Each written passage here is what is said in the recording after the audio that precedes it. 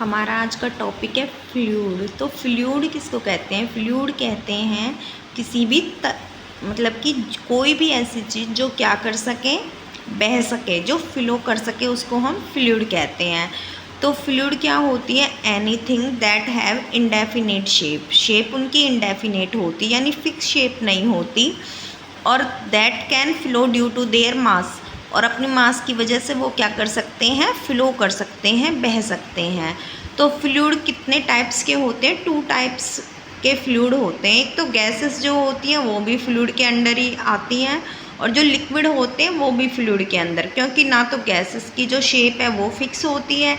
Gas को हम cylinder में डालेंगे तो वो सिलेंडर की शेप ले लेगी, सिलेंडर से बाहर निकल के भाग जाएगी तो जिस रूम में होगी उसकी शेप ले लेगी, और बाहर चली जाएगी तो चारों तरफ फैल जाएगी, उसकी शेप ले लेगी। और गैस क्या होती है पता है हमें? क्या कर जाती है? फ्लो कर जाती है। तो गैस भी एक फ्लूइड है, और जो लिक्विड होता है वो भी, उसे हम जैसे कंटेनर में डालेंगे उसी कंटेनर की शेप को लिक्विड ऑक्यूपाई कर लेता है। और लिक्विड भी क्या करता है? फ्लो करता है, बहता है। तो इसीलिए गैस और लिक्विड दोनों क्या होते हैं? फ्लूइड होते हैं। नेक्स्ट है प्रॉपर्टीज ऑफ फ्लूइड्स। फ्लूइड्स की प्रॉपर्टीज़ क्या होती हैं? तो जो फ्लूइड्स होते हैं ना, वो सरफेस टेंशन को शो करते हैं, कैपिलरी एक्शन को शो करते हैं, और विस्कोसिटी की प्रॉपर्टीज़ को शो करते हैं जो फ्लूइड्स होते हैं। अब बात आती है आइडियल लिक्विड जो होते हैं उनकी क्या प्रॉपर्टी होती हैं। अब जो आइडियल लिक्विड होगा ना, सबसे पहले तो उसकी जो शेप होगी वो इंडेफिनेट होगी, उसकी शेप फिक्स नहीं होगी, इंडेफिनेट शेप होगी। ठीक है। Number 2, definite volume. जो वॉल्यूम होता वो डेफिनेट होता, उसको हम चाहे किसी बाल्टी में डालें या बाल्टी के बाद निकाल के उसे हम किसी टब में डाल दें या किसी मग्गे में डाल दें, तो जितना है हमारा जो फ्लूइड है उसका वॉल्यूम जितना है ना वो चेंज नहीं होगा, वो वॉल्यूम उतना का उतना ही रहेगा। तो शेप तो चेंज हो जाएगी, शेप तो इंडेफिनेट है, लेकिन जो वॉल्यूम है वो कैसा है? डेफिनेट है। नेक्स्ट है फ्लूइडिटी। फ्लूइडिटी मतलब वो फ्लूइड करते हैं यानी बहते हैं वो, ठीक है, फ्लो कर सकते हैं। और नेक्स्ट है नो विस्कोसिटी। भाई जो आइडियल लिक्विड होंगे ना वो विस्कस नहीं होंगे। विस्कोसिटी ना एक ऐसी प्रॉपर्टी होती है जो बहने से ना रोकने की कोशिश करती है, किसको? फ्लूइड को। तो जो आइडियल लिक्विड होंगे ना वो बड़ी स्मूथली क्या करते हैं? फ्लो करेंगे। तो लेकिन हमें पता है कोई भी चीज़ आइडियल तो होती ही नहीं है, कुछ ना कुछ विस्कोसिटी तो सभी लिक्विड्स के अंदर होती है। लेकिन जैसे आपने देखा होगा सर्दियों में शहद होता है तो कितना ज़्यादा विस्कस हो जाता है, वो बह ही नहीं पाता, तो वो कहाँ लिक्विड की प्रॉपर्टी उसके अंदर कम होने लगती हैं और वो सॉलिडिटी को धीरे धीरे गेन करने लगता है। लेकिन जैसे ही हम उसका टेम्परेचर बढ़ाते हैं वो फिर से क्या हो जाता है? फिर से बहुत ईजिली फ्लो करना स्टार्ट कर देता है। तो जो आइडियल लिक्विड होते हैं ना वो उनके अंदर नो विस्कोसिटी होनी चाहिए। और फिर है इनकम्प्रेसिबिलिटी, यानी जो लिक्विड होते हैं ना वो जो आइडियल लिक्विड होते हैं वो कंप्रेस नहीं हो सकते ज़्यादा। देखो आइडियल लिक्विड जैसे वाटर है, आइडियल तो हम नहीं कह सकते लेकिन फिर भी वो अच्छे से फ्लो कर सकता है, और जब हम उसको कंप्रेस करेंगे ना तो वो चारों तरफ से ना भागने की कोशिश कर देगा, वहीं की वहीं वो कंप्रेस नहीं हो पाता। तो इनकम्प्रेसिबिलिटी भी आइडियल लिक्विड की प्रॉपर्टी होती है। तो आइडियल लिक्विड की प्रॉपर्टीज़ पूछी जाती हैं, कौन कौन सी हैं? तो पहली है indefinite shape, number 2 definite volume, number 3 fluidity, number 4 no viscosity, और नंबर 5 इनकम्प्रेसिबिलिटी। नेक्स्ट है इंटरमॉलिक्यूलर फोर्सेस क्या होती हैं। जैसे नाम से ही पता है मॉलिक्यूल के बीच में, यानी इंटरमॉलिक्यूलर यानी जो मॉलिक्यूल्स के बीच में जो फोर्स लगी होती है ना उसको हम इंटरमॉलिक्यूलर फोर्स कहते हैं। तो the force between the molecules, ठीक है। तो जो मॉलिक्यूलर इंटरमॉलिक्यूलर फोर्सेस होती है ना वो 2 टाइप्स की होती है। एक तो होती है कोएसिव फोर्स और एक होती है हमारी एडहेसिव फोर्स। दोनों में क्या अंतर है? देखो अंतर पूछा जाता है कभी कभी ना, हमें डेफिनेशन दी जाती है और पूछा जाता है भाई कोएसिव कौन सी और एडहेसिव कौन सी है। तो हम कैसे याद रखेंगे? देखो हम ना एडहेसिव टेप, जो हमारे ग्लू वगैरह होते हैं, टेप वगैरह, उनको एडहेसिव टेप ही तो कहते हैं हम। तो वो क्या करती है, वो उस मतलब जो भी वो मटेरियल है जो टेप वगैरह है उसे हम किसी दूसरी चीज़ पे चिपकाते हैं, तो उस टेप के जो मॉलिक्यूल हैं वो जिस भी ऑब्जेक्ट पे हम उसको ना चिपका रहे हैं, वो उसके मॉलिक्यूल के बीच में ना फोर्स ऑफ अट्रैक्शन पैदा हो जाता, वो एक दूसरे से चिपक जाती हैं। तो क्या होता है कि यहाँ पे दो अलग अलग टाइप के मॉलिक्यूल है ना, उनके बीच में वो अडहेसिव फोर्स लगी है। तो अडहेसिव फोर्स ना वो फोर्स होती है जो डिफरेंट मॉलिक्यूल के बीच में होती है, जबकि इसका उल्टा होता कोहेसिव में। कोहेसिव फोर्स ना सेम टाइप ऑफ मॉलिक्यूल में लगती है। जैसे वाटर के मॉलिक्यूल के बीच में जो फोर्स है वो कौन सी है, कोहेसिव फोर्स है। ठीक है, जैसे कोई जैसे चीनी है, चीनी का हम एक मॉलिक्यूल ले लें तो उसके मतलब चीनी है, चीनी का हम एक कोई टुकड़ा ले लें या मिश्री का कोई टुकड़ा ले लें तो उसके अंदर बहुत सारे क्या हैं, उसी के मॉलिक्यूल हैं, बहुत सारे हैं। तो उनके बीच में जो फोर्स लगी हुई है जिसने उसको ना एक ढेर बना के रखा हुआ है, तो वो उसकी कोहेसिव फोर्स है जो सेम टाइप ऑफ मॉलिक्यूल्स के बीच में है ना। तो अब यहाँ से हमें ना इनके बीच में पता चल जाएगा डिफरेंस कि कोहेसिव फोर्स तो वो फोर्सेस होती हैं जो force of attraction similar molecules के बीच में होता है, और अडहेसिव फोर्स जो होती हैं वो फोर्स होती हैं फोर्स ऑफ अट्रैक्शन जो कि डिफरेंट मॉलिक्यूल्स के बीच में लगता है।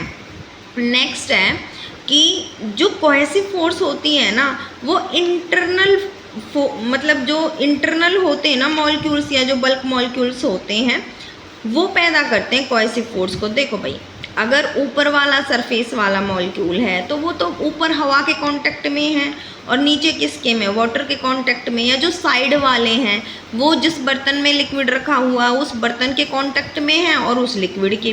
तो भाई डिफरेंट टाइप ऑफ मॉलिक्यूल हो गए ना। जबकि जो अंदर वाले होंगे, जो इंटरनल मॉलिक्यूल होंगे, वहाँ बहुत सारे वाटर के मॉलिक्यूल हैं, तो वाटर के मॉलिक्यूल से जुड़ा हुआ है ना।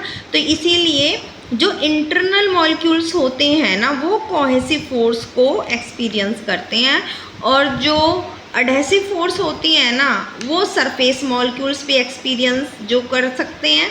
अडहेसिव फोर्स जो होती है उसको तो सरफेस मॉलिक्यूल ही करेंगे, हाँ, क्योंकि सरफेस पे जाकर ही तो टू टाइप्स के मॉलिक्यूल, ऊपर अलग मॉलिक्यूल होंगे और अंदर अलग होंगे, हाँ। और जो सरफेस मॉलिक्यूल होते हैं ना वो कोहेसिव भी करते हैं और अडहेसिव भी करते हैं। कोहेसिव कैसे कर लेंगे, क्योंकि जो सरफेस में मॉलिक्यूल है उसके अंदर की तरफ तो सेम ही मॉलिक्यूल मिलेगा। जैसे पानी है, पानी बाल्टी में पानी है, सबसे ऊपर वाले मॉलिक्यूल हैं तो उनके अंदर भी तो वाटर मॉलिक्यूल हैं, तो वो नीचे की तरफ वाटर मॉलिक्यूल के साथ भी तो फोर्स ऑफ अट्रैक्शन क्रिएट कर रहा है ना।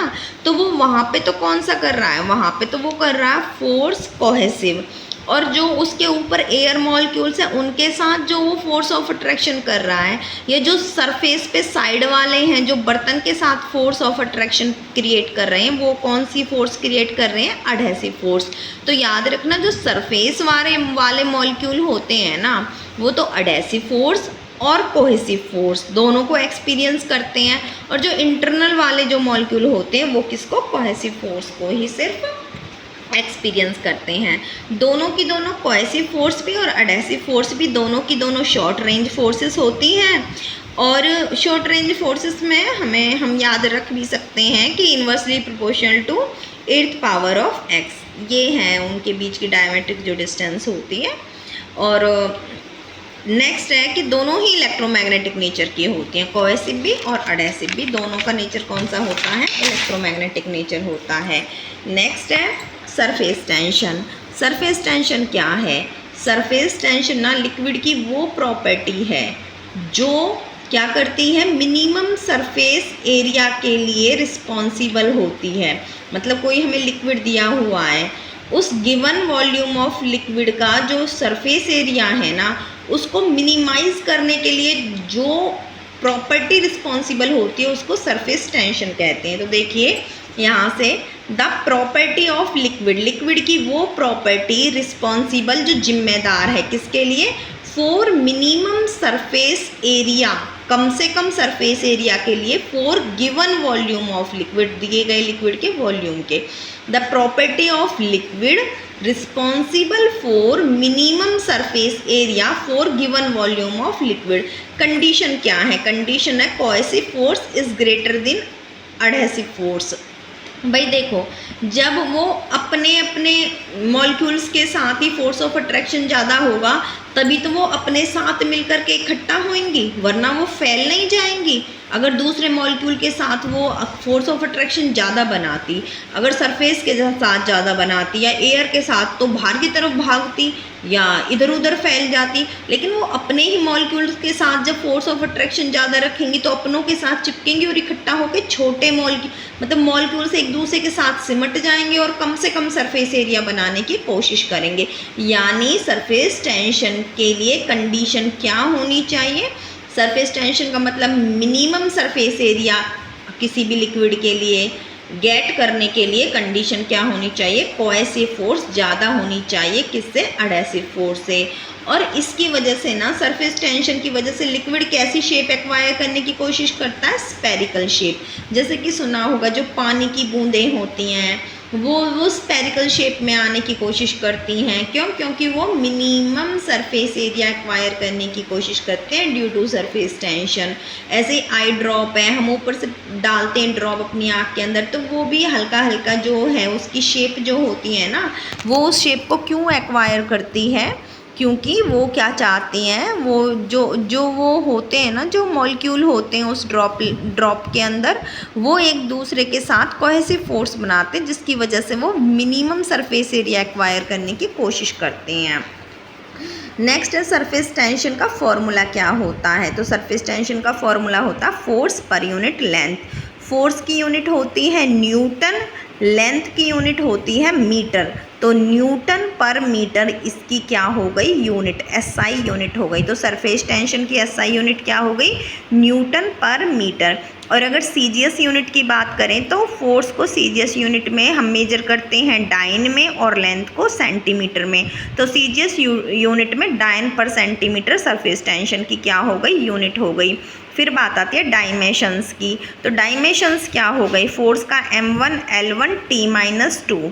अब बटे में है लेंथ, लेंथ है L1। जब हम L1 को ऊपर ले जाएंगे तो L की पावर -1 हो गई। अब यहाँ L-1 और L+1 बेस सेम है, पावर एक जमा की है एक घटा की, तो -1 + 1 0 हो जाएगा, यानी L की पावर 0। ख़त्म, कुछ भी नहीं बचा, 1 बचा। तो यहाँ पे बना क्या? बचा के यहाँ पे तो एक तो m की पावर 1 बच गई और t की पावर -2। तो डायमेंशन फॉर्मूले को हम ऐसे बड़ी ब्रैकेट, स्क्वायर ब्रैकेट के अंदर लिखते हैं। तो इसीलिए अब यहाँ पे सरफेस टेंशन की यूनिट क्या हो गई? m तो मास के लिए है m1 और t-2। नेक्स्ट है सरफेस टेंशन किस टाइप की है? क्वांटिटी 2 टाइप्स की होती है ना। यूँ तो टेंसर भी होते हैं, लेकिन हम जो पढ़ते हैं वो 2 टाइप्स की पढ़ते हैं। एक वेक्टर पढ़ते हैं हम और एक स्केलर पढ़ते हैं। वेक्टर जो होती है वो डायरेक्शन पर भी डिपेंड करती है, और जो स्केलर होते हैं वो सिर्फ मैग्नीट्यूड पे डिपेंड करते हैं। तो जो सरफेस टेंशन होती है वो कैसी क्वांटिटी है? वो एक स्केलर क्वांटिटी है। कैसी क्वांटिटी है? स्केलर क्वांटिटी है। वो किस पर डिपेंड नहीं करती? डायरेक्शन पे डिपेंड नहीं करती, सिर्फ मैग्नीट्यूड पे डिपेंड करती है। फिर है phenomena based on surface tension. ये डायरेक्ट पूछ ले जाता है कि ये फिनोमिना किस पे बेस्ड है।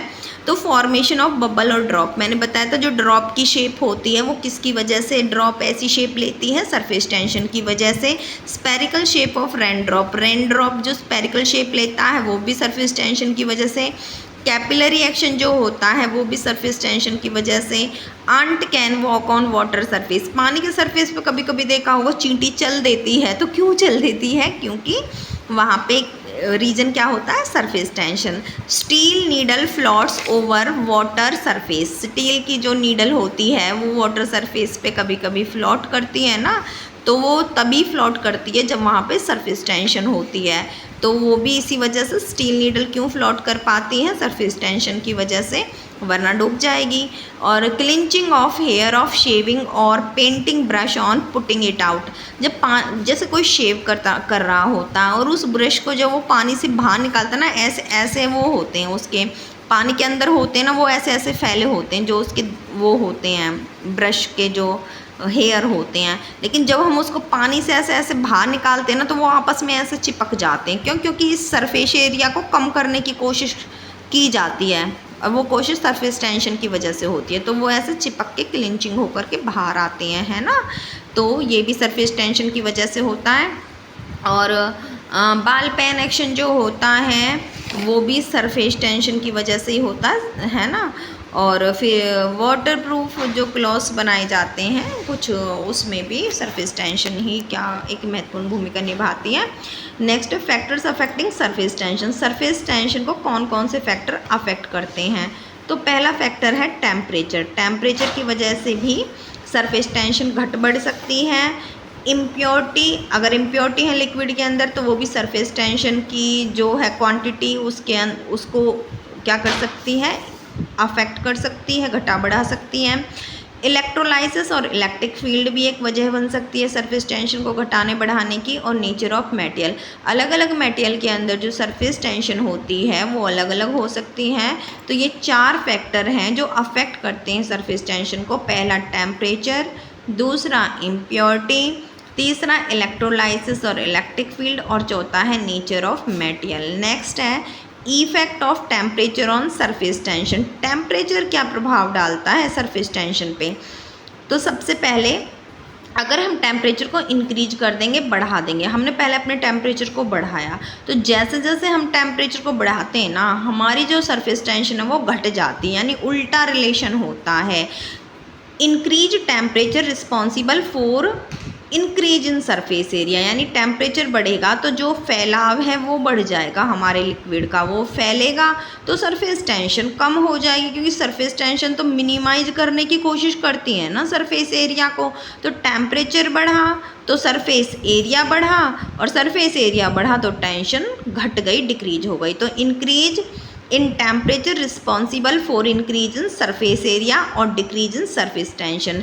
ये अगर हम टेम्परेचर को डिक्रीज कर देंगे तो सरफेस एरिया घट जाएगा, डिक्रीज इन सरफेस एरिया, और सरफेस एरिया घट गया, मिनिमाइज हो गया, यानी सरफेस टेंशन बढ़ गई, और increase in surface tension. Next है ऑन इंक्रीजिंग टेम्परेचर।